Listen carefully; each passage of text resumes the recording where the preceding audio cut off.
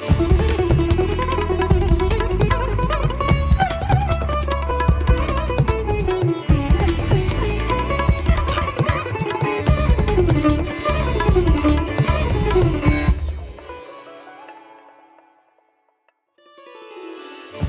श्री साई राम। साई प्रेम वाणी के हमारे आज के प्रसारण में आप सबका हार्दिक स्वागत है। आज हम आप सबके लिए लेकर आए हैं सुमधुर कार्यक्रमों की मनमोहक कड़ी। आज के प्रसारण में आप अवतार वाणी के अंतर्गत श्री भगवान द्वारा दिए गए एक दिव्य संदेश का एक भाग सुनेंगे। तो चलिए कार्यक्रम का शुभारंभ करते हैं।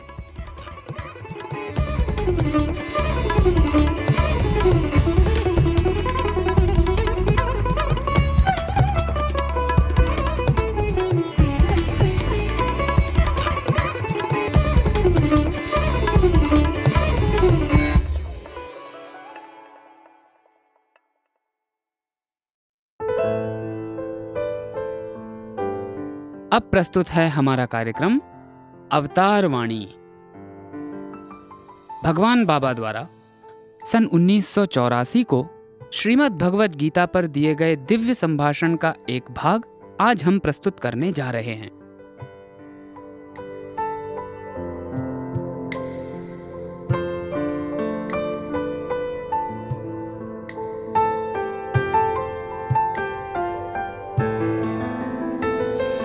ప్రేమ స్వరూపులారా, భక్తి యోగములో భక్తుని యొక్క గుణగణములను అనేక విధములుగా వర్ణిస్తూ వచ్చింది. ఈ 6 విధమైనటువంటి అరిషడ్ వర్గములు సాధించమని కూడాను బోధించింది. చెప్పుట సులభం, చేయుట కష్టం. అయితే ఎప్పుడు ఇది సులభం అవుతుంది? అన్ని ఇంద్రియముల యందు కూడాను ఉండినటువంటి వాడు ఒక్క రసస్వరూపుడైనటువంటి యొక్క భగవంతుడే అనేటువంటి ఒక సత్యాన్ని మనము గుర్తించడానికి ప్రయత్నించాలి. ఈ సమత్వాన్ని గుర్తించక పూర్వము ఎన్ని విధములైనటువంటి సాధనలు చేసినప్పటికీ ఇది కేవలము ఒక అసంతృప్తిగానే ఉంటుంటాయి. నోటిలో ఉప్పు నుంచుకొని ఎంత మధురమైనటువంటి పానీయమును మనం గ్రోలించినప్పటికీ ఇవి ఉప్పగానే ఉంటుంటాయి, కానీ ఇవి దాని స్వస్వరూపమైనటువంటి ఒక రుచిని మనకు అందించవు. మొదలు మన నోటి యందు ఉన్నటువంటి ఉప్పును పారవేయాలి. దీనిని పరిశుద్ధంగా చేసుకోవాలి, మంచిగా కడుక్కోవాలి.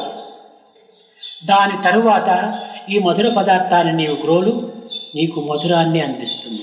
మన దేహమునందు ఇమిడి ఉండినటువంటి ఈ క్రోధము, ద్వేషము, అసూయ, స్వార్థము, అహంకారము ఇత్యాది దుర్గుణములను ఈనాడు మనము దూరం చేతుము, ఆనాడే సత్యము, ప్రేమ, కరుణ, దయ, ఓర్పు ఇత్యాది పవిత్రమైనటువంటి గుణముల యొక్క రసమును, పవిత్రతను మనం అనుభవించడానికి వీలవుతుంది. కనుక మొట్టమొదట భక్తి భక్తి భక్తి. ఈ భక్తి అనేటువంటి విషయం లోపల కేవలము మానవుని యొక్క విషయం ఏమిటో, భక్తి అంటే దీని స్వభావం ఏమిటో గుర్తించడానికి ప్రయత్నించాలి. भक्ति योग में भक्त के गुणों के बारे में विशेषतः वर्णन हुआ है। 6 प्रकार के अरिषड वर्ग पर विजय पाने का भी उपदेश दिया गया है। कहना सरल है, करना बहुत कठिन, परंतु यह कब सरल होगा? हमें इस सत्य से अवगत होने का प्रयत्न करना चाहिए कि सभी इंद्रियों में ईश्वर ही रस स्वरूप में विद्यमान है। इस समत्व को प्राप्त करने से पूर्व चाहे जितनी भी साधनाएं करें, परंतु असंतुष्टि ही रहेगी। मुंह में नमक रखकर चाहे जितनी भी मधुर पेय का पान क्यों न करें, उसके स्वस्वरूप का स्वाद लगने के बदले वह नमकीन ही लगेगा। इसलिए पहले मुंह के नमक को थूक देना चाहिए, मुंह को धोना चाहिए, इसके बाद इस मधुर पेय का पान करो, वह तुम्हें माधुर्य ही प्रदान करेगा। हमारे देह में विद्यमान क्रोध, द्वेष, जलन, स्वार्थ और अहंकार इत्यादि दुर्गुणों को जिस दिन दूर करेंगे, उसी दिन सत्य, प्रेम, करुणा, दया, संयम इत्यादि पवित्र गुणों के रस और उनकी पवित्रता को अनुभव करना संभव होगा। इसलिए सबसे पहले भक्ति भक्ति भक्ति ही। अतः मानव को सबसे पहले भक्ति के स्वरूप स्वभाव के बारे में अवगत होना चाहिए। భగవంతునిపై గల అనురక్తియే భక్తి. భగవంతునిపై గల అనురక్తి భక్తి అని చెప్పుకోవటం పెద్ద వాక్యంగా ఉంటుంటారు. కనుక భగవంతుని యందు ఉన్నటువంటి యొక్క అకారమైనటువంటి జీవశక్తిని, అనురక్తి యందు ఉన్నటువంటి యొక్క క్తి అనేటువంటి జీవశక్తిని రెండింటినీ చేర్చి భక్తి అని సులభంగా చెప్తూ వచ్చారు.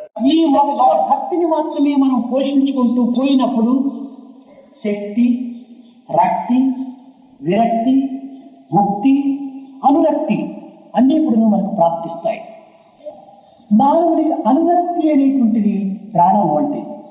యాజ్ఞవల్కుడు చెప్పినట్టుగా ఎవరు ఎవరిని ప్రేమించినప్పటికీ తన నిమిత్తమై తాను ప్రేమిస్తున్నాడు కానీ కర్మ నిమిత్తము కాదు అనేటువంటి సత్యము మనకు అర్థమవుతుంది. भगवान के प्रति व्यक्त अनुरक्ति ही भक्ति है। भगवान के प्रति व्यक्त अनुरक्ति ही भक्ति है, ऐसा कहना एक बड़ा सा वाक्य प्रतीत होता है। इसलिए भगवान शब्द के भकार में निहित जीव शक्ति और शब्द अनुरक्ति के ति में निहित जीव शक्ति को जोड़कर भक्ति कहा गया है। अतः जब हम इस भक्ति को अपने में बढ़ाते जाएंगे तब शक्ति, रक्ति, विरक्ति, मुक्ति और अनुरक्ति सब प्राप्त हो जाएंगे। मानव के लिए अनुरक्ति प्राण समान है। याज्ञवल्क्य के कथनानुसार हमें इस सत्य का बोध होगा कि चाहे कोई भी किसी से प्रेम क्यों न करे, परंतु वह अपने लिए ही प्रेम कर रहा है, दूसरों के लिए नहीं। మానవుడు ఈ భవనందు భవరోగములకు గురి అయ్యాడు. ప్రతి ఒక్కటి కూడాను మనకు రోగమే కానీ భోగము కాదు. మనకు ఆకలి అనేటువంటి ఒక రోగము ప్రారంభమైంది. ఈ ఆకలి అనేటువంటి రోగములకు అన్నమే దీనికి ఔషధం. ఈ అన్నం అనేటువంటిది మనము దీనికి అందించినప్పుడు ఈ ఆకలి అనేటువంటి రోగం నివారణ అవుతుంది.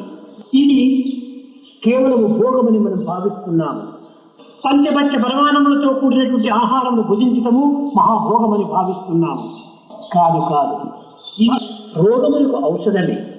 కొన్ని ఔషధములు అనేక విధమైనటువంటి యొక్క ఔషధములు మిక్స్ చేసి దాన్ని భుజిస్తుంటారు. కనుక ఆకలి అనేటువంటి యొక్క ఈ రోగములకు పంచ భక్ష పరమాన్నములు ఇవన్నీ కూడాను ఒక మిక్సిగా తీసుకొని భుజించవలసి వస్తుంది. దాహము ఇది కూడా ఒక రోగమే. దీనికి చల్లని పానీయం అందించినప్పుడు ఈ రోగం నివారణ అవుతుంది. ఇదే విధముగానే ఈ అరిషడ్ వర్గములు కామ క్రోధ లోభ మోహ మదమాత్సర్యములు ఇవన్నీ కూడాను మానవుని ఆవరించినటువంటి రోగములే. ఈ విధమైనటువంటి రోగములకు ఆ విధమైనటువంటి చర్యలే ఔషధములుగా ఉంటున్నాయి. కనుక మానవుడు భోగములు అనుభవిస్తున్నానని విర్రవీగుతున్నాడే కానీ ఇవి మానవుని ఉద్ధరించేటువంటి యొక్క భోగములు కాదు. ఇది రోగముల చేత పీడింపబడేటువంటి యొక్క వ్యాధి. కనుకనే ఈ సత్యాన్ని మనం గుర్తించి దేహిని గుర్తించేంత వరకు దేహం యొక్క బాధ్యతను మనం చూసుకోవాలి. సమస్త సాధనలు కూడాను ఈ దేహం ద్వారానే మనం సలుపుతూ ఉన్నాం. సమస్త విషయములు కూడాను దేహం ద్వారానే తెలుసుకుంటున్నాము. దైవత్వం యొక్క విశిష్టతను కూడాను దేహం ద్వారానే గుర్తిస్తూ ఉన్నాము. దేహమును ఆధారము చేసుకొని దేహిని మనము చూడడానికి ప్రయత్నించాలి. मानव इस संसार में भव रोग का शिकार हुआ है। प्रत्येक चीज हमारे लिए रोग ही है, भोग नहीं। हमें भूख नामक एक रोग लग गया है। इस भूख नामक रोग के लिए अन्न ही औषधि है। जब अन्न नामक औषधि दी जाती है तब इस रोग का निदान होता है। इसे हम भोग मान रहे हैं। 5 प्रकार के भक्ष्यों से युक्त भोजन करना हम भोग मान रहे हैं। नहीं नहीं, यह रोग के निदान हेतु ली जाने वाली औषधि ही है। कभी कभी अनेक प्रकार की औषधियां मिलाकर मिक्सचर के रूप में लिया जाता है। भूख नामक रोग के निदान के लिए 5 प्रकार के भक्ष्यों को मिलाकर औषधि के रूप में लेना पड़ता है। प्यास यह भी एक रोग है। जब ठंडा पानी दिया जाता है तब इसका निदान होता है। इसी प्रकार मानव को ढके हुए ये काम, क्रोध, लोभ, मोह, मद और मात्सर्य जैसे 6 शत्रु भी रोग ही हैं, और ऐसे रोगों के लिए ऐसे ही व्यवहार औषधि हैं। मानव बड़ा घमंड कर रहा है कि वह अनेक भोगों का उपभोग कर रहा है, परंतु ये मानव का उद्धार करने वाले भोग नहीं बल्कि रोग ही हैं। इस सत्य को जानने के बाद देही तत्व से अवगत होने तक हमें देह को सुरक्षित रखना चाहिए। हम सभी साधनाएं देह से ही कर रहे हैं, सभी विषयों का ज्ञान देह से ही प्राप्त कर रहे हैं, देह के माध्यम से ही दैवी विशिष्टता से अवगत हो रहे हैं। देह को ही आधार बनाकर देही को देखने का प्रयत्न करना चाहिए। దేవుడనగా వేరు దేశమందును లేడు, దేవుడనగా తనదు దేహమందే. పాపమనగా వేరు పరదేశమున లేదు, తాను చేయు పనుల తగలియు. పాపము కాని పుణ్యము కాని మానవుని యొక్క దేహం యొక్క క్రియల చేతనే ఏర్పడుతూ ఉండాలి. కనుకనే ఈ దేహం అనేటువంటి క్షేత్రము లోపల మనము వెతికి వెతికి వెతికి ఈ విధమైన దేహిని మనం గుర్తించాలి. Seek and it shall be found అన్నాడు. మనం వెతికి వెతికి వెతికి వెతికి దానిలో ప్రవేశించినప్పుడే అందులో ఆ స్వరూపాన్ని మనం దర్శిస్తాము. అనేక పదార్థములు ఉన్నటువంటి గదిలో కూడా మనం ప్రవేశించి వెతికినప్పుడే మనకు కావలసిన పదార్థం చిక్కుతుంది. వెతకక పూర్వము మనకు కావలసిన పదార్థము లభించదు. తలుపు తట్టినప్పుడే లోపల ఉన్న యజమానుడు తలుపు తెరుస్తాడు. అడిగినప్పుడే అమ్మాయినా బువ్వ పెడుతుంది. కనుక మనము అడగాలి అడగాలి, తలుపు తట్టాలి తట్టాలి, మనం లోపల వెతకాలి వెతకాలి. दैव नहीं है अन्य देश में, अपने तन में वह विद्यमान। पाप नहीं है अन्यत्र कहीं, अपने कर्मों से लिप्त जान। चाहे पाप हो या पुण्य, मानव शरीर से किए जाने वाले कर्मों से ही बनते हैं। अतः हमें इस देह रूपी क्षेत्र में खोज खोज कर देही को पहचानना चाहिए। Seek seek and it shall be found कहा गया है।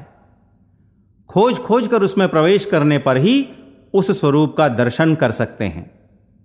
अनेक पदार्थों से युक्त कमरे में प्रवेश कर खोजने पर ही आवश्यक पदार्थ प्राप्त होता है। खोजने से पूर्व हमें वह आवश्यक पदार्थ नहीं मिल सकता है। दरवाजे पर दस्तक देने पर ही मालिक दरवाजा खोलता है। मां भी मांगने पर ही खाना देती है। इसलिए हमें मांगना चाहिए, मांगना चाहिए, दरवाजे पर दस्तक देना चाहिए, दस्तक देना चाहिए, अंदर खोजना चाहिए, खोजना चाहिए। మనము తడుతున్నాము ఇప్పుడు తలుపులు. ఏ తలుపులు తడుతున్నాం విచారించుకోవాలి. మోక్ష తలుపులు తడుతున్నామా, బంధన తలుపులు తడుతున్నామా? కేవలము దైవము నివసించేటువంటి తలుపులను మనము తట్టడం లేదు. దయ్యాలు నివసించేటువంటి తలుపులను మనము తడుతున్నాము. ఎవరిని మనం ఆశ్రయిస్తున్నాము? ఆదర్శము చేత, అనురాగము చేత, అనురక్తి చేత మన పొట్టను చూచి ఇంత పచ్చడి అన్నం పెట్టేటువంటి జగన్మాత అయినటువంటి దైవం యొక్క దీనిని ఆశ్రయిస్తున్నామా, అడుగుతున్నామా, లేక దయ్యాలను మనం ప్రార్థిస్తున్నామా, అల్పులను ప్రార్థిస్తున్నామా అనేటువంటి సత్యాన్ని గుర్తించాలి. దైవాన్ని దర్శిస్తున్నాము, కానీ దైవత్వాన్ని ప్రార్థించటం లేదు. మనం దైవాన్ని కూడాను లోక సంబంధమైనటువంటి యొక్క వ్యామోహాలను ప్రార్థిస్తున్నాము. కల్పవృక్షము దగ్గరికి వెళ్ళి కేవలము కాఫీ పొడిని ఆశ్రయిస్తున్నాము. కాదు కాదు, కల్పవృక్షము దగ్గర, కల్పతరువు దగ్గర మనము ఒక విధమైనటువంటి యొక్క జీవితమును సార్థకంగా గావించుకునేటువంటి పరతత్వాన్ని మనం ప్రార్థించి అందించుకోవాలి. ఈ విధమైనటువంటి యొక్క సత్యాన్ని మొట్టమొదట ఆధ్యాత్మిక మార్గంలో గుర్తించినప్పుడే మన భక్తి ప్రపత్తులు కూడాను అభివృద్ధి అవుటకు ఎంతైనా అవకాశం ఉంటుంటుంది. फिलहाल हम दस्तक दे रहे हैं, परंतु हमें विचारना चाहिए कि किन दरवाजों पर दस्तक दे रहे हैं। मोक्ष के दरवाजे पर दस्तक दे रहे हैं या बंधन के दरवाजे पर दस्तक दे रहे हैं। जहां ईश्वर निवास करता है उन दरवाजों पर दस्तक नहीं दे रहे हैं। जहां भूत रहते हैं उन दरवाजों पर दस्तक दे रहे हैं। हम किसका आश्रय ग्रहण कर रहे हैं? हमें इस सत्य से अवगत होना चाहिए कि आदर्श एवं प्रेम से हमारी भूख को देखकर मुट्ठी भर खाना देने वाली ईश्वरीय जगन माता से प्रार्थना कर रहे हैं, या भूतों से प्रार्थना कर रहे हैं, या अल्पजनों से प्रार्थना कर रहे हैं। दैव का दर्शन तो कर रहे हैं, परंतु दैवत्व से प्रार्थना नहीं कर रहे हैं। ईश्वर से प्रार्थना भी लोक संबंधी मोह से ही कर रहे हैं। कल्प वृक्ष के पास जा रहे हैं और कॉफी पाउडर मांग रहे हैं। नहीं नहीं, हमें कल्प वृक्ष से जीवन को सार्थक करने वाले परतत्व की मांग करनी चाहिए। इस सत्य से अवगत होने पर ही आध्यात्मिक मार्ग में हमारी भक्ति और प्रपत्ति में बढ़ोतरी होने की संभावना है। కనుక మొట్టమొదట దైవము అనేటువంటి వాడు మన దేహమునందే ఉంటున్నాడు అనేటువంటి సత్యాన్ని విశ్వసించాలి. ఈ దేహమునందు ఉండినటువంటి యొక్క దైవత్వమును వెతకాలనుకున్నప్పుడు మన దృష్టిని అంతర్ముఖం గావించుకోవాలి. ఆ దైవము కోసం మనం ఏ రీతిగా మనం ఆరాటపడాలి. మందలో మరిగిన మాతకై లేదూడ అంబా అంబా అని అరచినట్లు, భర్త భాసిన కాంత విరహ వేదన సొక్కి మూలల డాగి మూల్గినట్లు, ఆకలి చేతను అల్లాడుచున్నట్టి నిరుపేద అత్యంకు అడిగినట్లు, బిడ్డలు లేకను అల్లాడుచున్నట్టి ఆవేదన పడుతున్నటువంటి వానికి ఒక్క సుపుత్రుడు కావాలని హృదయపూర్వకంగా ఏ రీతిగా ప్రార్థిస్తుంటాడో ఆ రీతిగా ప్రార్థిస్తూ రావాలి. ఆర్తుడై తాదాత్మ తత్వాన్ని అనుభవిస్తూ దైవత్వంలో ఏకం కావడానికి తగినటువంటి పరితాపమును పొందాలి. अतः सबसे पहले हमें इस सत्य से अवगत होना चाहिए कि ईश्वर हमारे देह में ही है। इस देह में विद्यमान दैवत्व को खोजने से पहले हमें अपनी दृष्टि को अंतर्मुख करना चाहिए। उस ईश्वर के लिए हमें किस तरह व्यग्र होना चाहिए? जैसे रेवड़ में मां के लिए बछड़ा अंबा अंबा की रट लगाता है, पति वियुक्ता जैसे पति के लिए कोने कोने में खोजती हुई कराहती है, भूख से तड़पता गरीब जैसे अन्न के लिए भीख मांगता है, जैसे संतानहीन व्यक्ति एक सुपुत्र के लिए तड़पते हुए प्रार्थना करता है, उसी प्रकार प्रार्थना करनी चाहिए। आर्त होकर तादात्म्य का अनुभव करते हुए ईश्वर में ऐक्य होने के लिए व्यथित होना चाहिए। ఈనాటి మన ప్రార్థనలంతా కూడాను కేవలము ఒక విధమైనటువంటి యొక్క ఆడంబర సంబంధమైన ప్రార్థనలుగా గోచరిస్తూ ఉన్నాయి. మనసునందు ఒకటి, మాటనందు మరొకటి. మనోమాటలు రెండు కూడా ఏకమైనప్పుడే ఇది ప్రార్థనగా రూపొందుతుంది. మనోమాటలు క్రియారూపంలో చేర్చినప్పుడే ఇది పూజగా రూపొందుతుంది. మూడింటి యొక్క ఏకత్వం చేతనే మహాత్ముడుగా మారిపోతాడు. కనుకనే మనస్సేకం, వచస్సేకం, కర్మణ్యేకం మహాత్మనం అన్నారు. అయితే ఈనాడు మనము ఈ మూడింటి యొక్క ఏకత్వమును ఆచరిస్తున్నామా, అనుభవిస్తున్నామా? మనస్సు ఒకవైపున, మాట మరొకటిగాను, క్రియ మూడవదిగాను మనం ఆచరిస్తున్నాము. కనుకనే మనం ఈనాడు మహాత్ములుగా మారటం లేదు. మనస్ అన్యత్, వచస్ అన్యత్, కర్మణ్ అన్యత్, దురాత్మనం.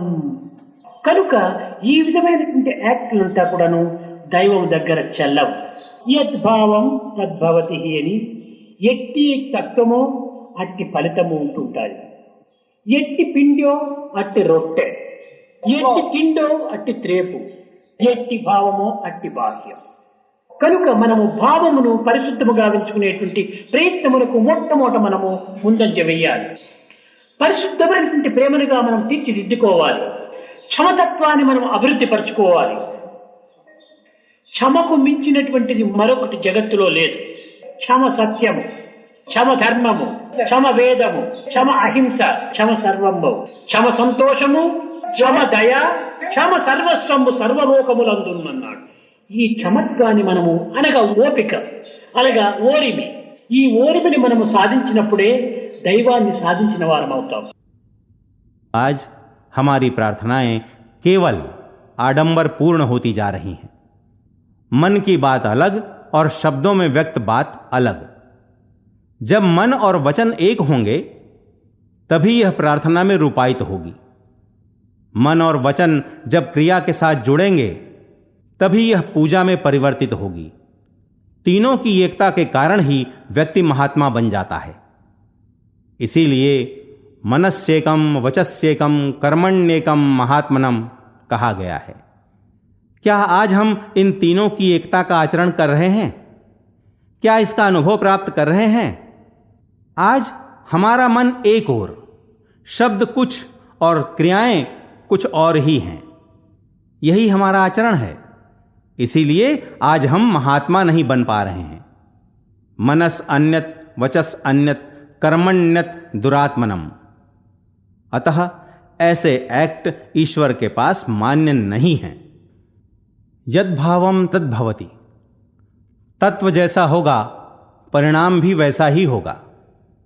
जैसा आटा वैसी रोटी, जैसा खाना वैसी डकार, जैसी भावना वैसा बाह्य. अतः हमें भाव को विशुद्ध रखने के लिए कदम बढ़ाना चाहिए. अपने प्रेम को विशुद्ध रखना चाहिए. अपने में क्षमा गुण को बढ़ाना चाहिए. क्षमा से बढ़कर इस संसार में कोई दूसरा तत्व है ही नहीं.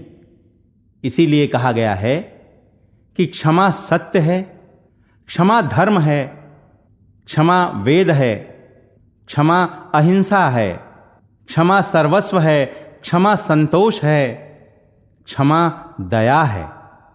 सभी लोगों में क्षमा ही सर्वस्व है. क्षमा का अर्थ संयम और सहनशीलता है. इस संयम को पाने पर ही हम ईश्वर को पा सकते हैं. ప్రతి చిన్న విషయమునకు కూడాను మనం టెన్షన్, టెంపర్, ఒక విధమైనటువంటి యొక్క ఆవేశమును కూడాను మనం చేసుకుంటున్నాం, అభివృద్ధి పరచుకుంటున్నాం. ఈ ఆవేశము చాలా ప్రమాదం. ఈ ఆవేశము మానవుని యొక్క జీవితమునే క్షీణింపచేస్తుంది. కోపము కలిగిన వానికి ఏ పనియు ఫలింపకుండు, ఎగ్గులు గలుగును, పాపపు పనులను చేయుచు ఛీ పొమ్మనిపించుకున్నట్టు చేకూరుచుమి. ఇంతేకాదు, ఈ కోపం వల్ల తన కలిమి భంగపుచ్చును, తనకుంగర గౌరవము దగ్ధము చేయును, తన వారలకెడసేయును. జనునకు కోపము వలన సర్వము చెడుగును. కనుకనే ఈ కోప తాప ఈర్ష్య డసూయ డంబములను అరికట్టే నిమిత్తమై భగవద్గీత యందు భక్తి యోగమునందు ప్రేమతత్వాన్ని అభివృద్ధి పరచుకోమని పదే పదే ప్రబోధిస్తూ వచ్చాడు కృష్ణుడు. आज हर छोटी सी बात पर टेंशन, टेम्पर, व्यथा और आवेश बढ़ाते जा रहे हैं. यह आवेश बहुत ही खतरनाक है. यह मानव जीवन को क्षीण कर देता है. क्रोधी व्यक्ति का कोई काम सफल नहीं होता है. उसे अनेक कष्टों का सामना करना पड़ता है, अनेक पाप कर्म करता है और आखिरकार सभी उसे धिक्कार देते हैं. इतना ही नहीं, इस क्रोध से अपनी संपत्ति भी विनष्ट हो जाती है, गौरव पूरी तरह समाप्त हो जाता है, अपनों से दूर कर देता है. इस क्रोध के कारण लोगों का सब कुछ बर्बाद हो जाता है. इसीलिए भगवत गीता के भक्ति योग में इस क्रोध, ईर्ष्या, जलन, दंभ आदि पर विजय पाने के लिए प्रेम को बढ़ाने का बार बार उपदेश श्री कृष्ण ने दिया. ప్రేమ ద్వేషాన్ని ఎరుగదు, ప్రేమ స్వార్థానికి ప్రవేశం ఇవ్వదు, ప్రేమ ఎవరిని ఆశ్రయించదు, ప్రేమ నిరంతరము ఇచ్చుటే గాని పుచ్చుకునట ఉండదు. కనుకనే ఈ ప్రేమ తత్వమే దైవత్వం. అట్టి దైవత్వాన్ని మనం పొందవలనన్నా తిరిగి దైవ గుణములు మనలో అభివృద్ధి కావాలి. పుట్టిన చంద్రుడిని మనము చూడాలనుకున్నప్పుడు ఒక టార్చ్ లైటో లేక అరికండెంటనో లేకపోతే పెట్రోమాక్స్ లైటో మనకు అక్కర్లేదు. చంద్రుడి యొక్క వెలుతురు ఆధారంతోనే చంద్రుడు చూడాలి. కనుక దైవాన్ని మనము పొందవలనంటే దైవం ప్రేమ స్వరూపుడు. ఈ ప్రేమ స్వరూపుణ్ణి పొందాలనుకుంటే ప్రేమ ఆధారంతోనే పొందొచ్చును, కానీ జప తప ధ్యాన ఇవన్నీ కూడా మనకు అక్కర్లేదు. అయితే ఈ ప్రేమ పరిపక్వ స్థితికి వచ్చేంత వరకు మనకి ఈ సాధనలు అవసరం. చంద్రుడు మంచిగా ప్రకాశిస్తూ ఉండినప్పటికీ మనం కన్నులు మూసుకుంటే చంద్రుడు మాత్రం ఏ రీతిగా కనిపించగలడు. కనుక జపము, తపము, ధ్యానము భజన ఇత్యాది సత్కర్మలన్నీ కూడాను మన దృష్టిని వికసింపచేస్తుంది, దృష్టిని ప్రసరింపచేస్తుంది.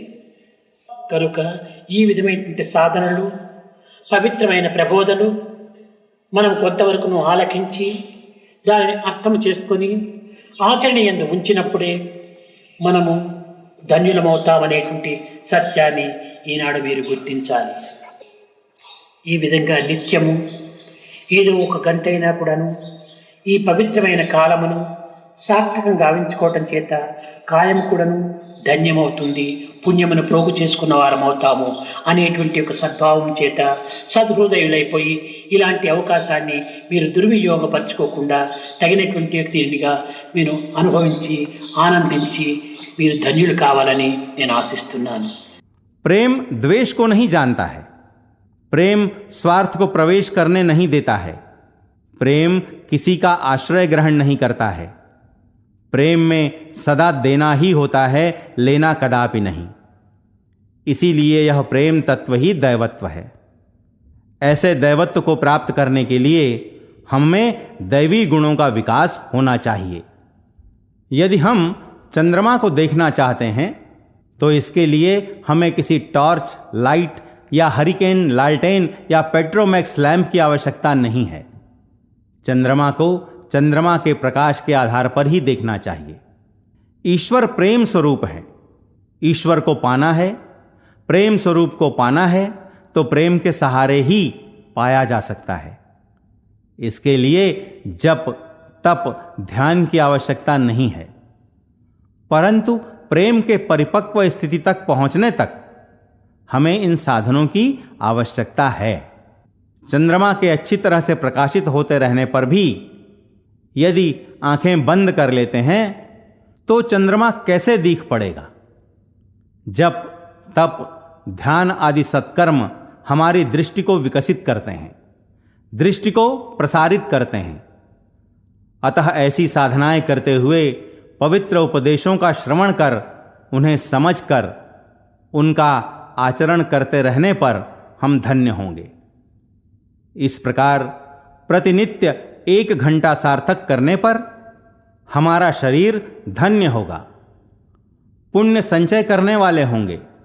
मैं आशा करता हूं कि तुम सद्भावना और सहृदयता के साथ इस अवसर का दुरुपयोग न करते हुए आनंदित होकर धन्य होगे.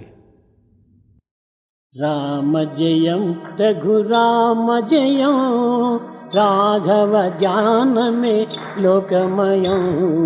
राम जयं रघुराम जयं राघव ज्ञान में लोकमयं. राममयं रघुराममयं राघव ज्ञान में लोकमयं. राममयं रघुराममयं राघव ज्ञान में लोकमयं. रविकुल दशरथ सुत पुत मित्रं राम जयं रघुराम जयं राघव ज्ञान में लोकमयं. श्री राम जयं रघुराम जयं राघव ज्ञान में लोकमयं. राम सीतापति राघव मंत्रं राम सीतापति राघव मंत्रं रम्य निगुण गण सेव निरंतरं. रम्य निगुण गण सेवा निरंतरं. राम दया पर परम पवित्रं राम दया पर परम पवित्रं. रविकुल दशरथ सुत मित्रं. राम जयं रघुराम जयं राघव ज्ञान में लोकमयं. राम जयं रघुराम जयं राघव ज्ञान में लोकमयं. राम जयं रघुराम जयं राघव ज्ञान में लोकमयं. राम जयं रघुराम जयं राघव ज्ञान में लोकमयं. राम जयं रघुराम जयं राघव ज्ञान में लोकमयं. रविकुल दशरथ सुत पुत मित्रं. राम जयं रघुराम जयं राघव ध्यानमे लोकमयम् चण्डकिरणकुलमण्डनरा चन्द्रकिरणकुलमण्डनरा श्रीमद्दशरथनन्दनरा श्रीमातशरथनन्दनरा कौसल्यासुखवर्धनरा कौसल्यासुखवर्धनरा विश्वामित्रप्रियधनरा विश्वामित्रप्रियधनरा चण्डकिरणकुलमण्डनरा चन्द्रकिरणकुलमण्डनरा श्रीमद्दशरथनन्दनरा श्रीमातशरथनन्दनरा कौसल्यासुखवर्धनरा कौसल्यासुखवर्धनरा विश्वामित्रप्रियधनरा विश्वामित्रप्रियधनरा चण्डकिरणकुलमण्डनरा चन्द्रकिरणकुलमण्डनरा श्रीमद्दशरथनन्दनरा श्रीमातशरथनन्दनरा कौसल्यासुखवर्धनरा कौसल्यासुखवर्धनरा विश्वामित्रप्रियधनरा विश्वामित्रप्रियधनरा चण्डकिरणकुलमण्डनरा। अभी आप सुन रहे थे अवतार वाणी। आज आपने भगवान बाबा द्वारा सन 1984 में श्रीमद् भगवद गीता पर दिए गए दिव्य संभाषण का एक भाग सुना।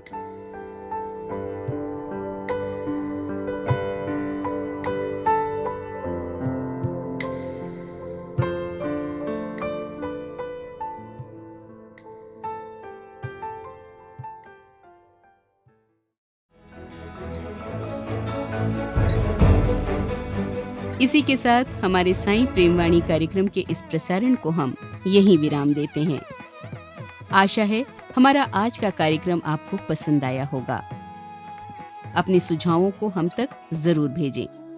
हमारा व्हाट्सएप नंबर है 9393258258 93 हिंदी भाषा में हमारी ये सभी प्रस्तुतियाँ YouTube पर भी उपलब्ध हैं। इन्हें वहाँ देखने या सुनने के लिए हमारे YouTube चैनल को सब्सक्राइब करें और कमेंट बॉक्स में अपने सुझाव देना न भूलें। हे स्वामी, आप दिव्य पिता हैं, हम आपके अंश। हम में गूंजें गीता के स्वर, स्वार्थ मोह न हमें बांधे कभी। हम करुणा सागर की बन जाएं लहर। ये प्रार्थना आपके श्री चरणों में अर्पित करते हुए और ये प्रसारण आपको समर्पित करते हुए अब वाणी को विराम देते हैं। धन्यवाद। सप्रेम साईं राम।